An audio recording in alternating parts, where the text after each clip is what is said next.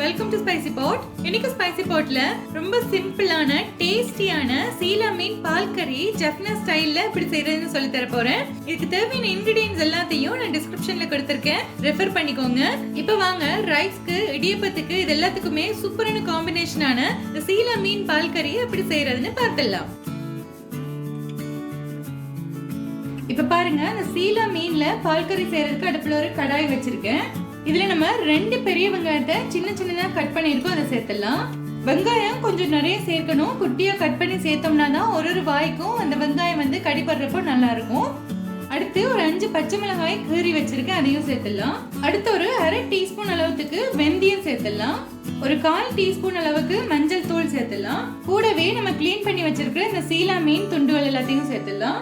இப்போ இந்த மீன் வேகிறதுக்காக 1 கப் அளவுக்கு தண்ணி சேர்த்துக்கிறேன். அடுத்து தேவையான அளவுக்கு உப்பு தூள் சேர்த்துடலாம். இப்போ எல்லாத்தையும் லைட்டா ஒரு தடவை இந்த மாதிரி மிக்ஸ் பண்ணி விட்டுடலாம். தண்ணி வந்து அதிகமா சேர்க்க கூடாது. தண்ணி அதிகமா நின்னுட்டே இருந்துச்சுன்னா நம்ம தேங்காய் பாலும் விடுறப்போ இந்த பால் கறி வந்து ரொம்ப தண்ணி ஆயிடும், டேஸ்ட் நல்லா இருக்காது. அதனால 1 கப் தண்ணி விட்டா போதும். அது வெந்து வர்றப்போ தண்ணி வந்து கொஞ்சம் சுண்டிடும். இப்போ வந்து நம்ம இதை மூடி போட்டு ஒரு 6ல இருந்து 7 நிமிஷம் வரைக்கும் வேக வச்சிடலாம். அதிகமா வேக வைக்க தேவையில்ல, மீன் வந்து டக்குன்னு வெந்துடும். இப்ப பாருங்க, ஒரு 7 நிமிஷமா இது நல்லா வெந்துட்டு இருக்கு.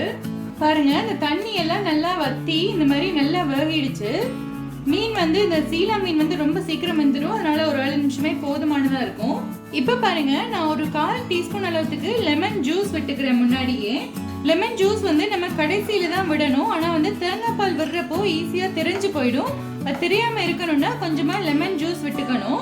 இப்ப அடுத்து நம்ம புளிஞ்சு வச்ச 2வது 3வது தேங்காய் பாலை விட்டுடலாம். இது வந்து ஒரு 2 நிமிஷத்துக்கு தேங்காய் பால் விட்டதுக்கு அப்புறம் கொதிக்கணும் நல்லா.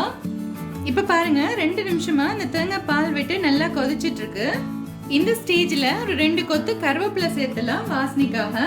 கூடவே நம்ம ரெடி பண்ணி வச்ச முதல் தேங்காய் பால் சேர்த்துலாம். இது இந்த திக்கான பால் சேர்த்துட்டு அதிகமா கொதிக்க விட வேண்டியதில்லை. லைட்டா ஒரு கொதி வந்ததுமே நம்ம லெமன் ஜூஸ் விட்டுட்டு இறக்கிடலாம்.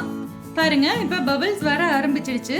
இந்த ஸ்டேஜ்ல நான் 1.5 டேபிள் ஸ்பூன் அளவுக்கு லெமன் ஜூஸ் விட்டுக்கிறேன்.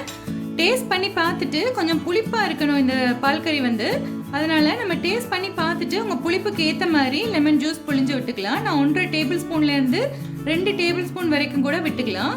அவ்வளவுதான். இப்ப நம்ம ஸ்டவ் ஆஃப் பண்ணிட்டு பாருங்க, வெந்தயம் பெருஞ்சீரகத்தை இந்த மாதிரி ட்ரை ரோஸ்ட் பண்ணிட்டு தூளா அரைச்சு வச்சிருக்கேன். இது வந்து எல்லா விதமான பால் கறியிலுமே சேர்க்கலாம், நல்ல வாசனையா இருக்கும் கடைசியில சேர்த்தோம்னா.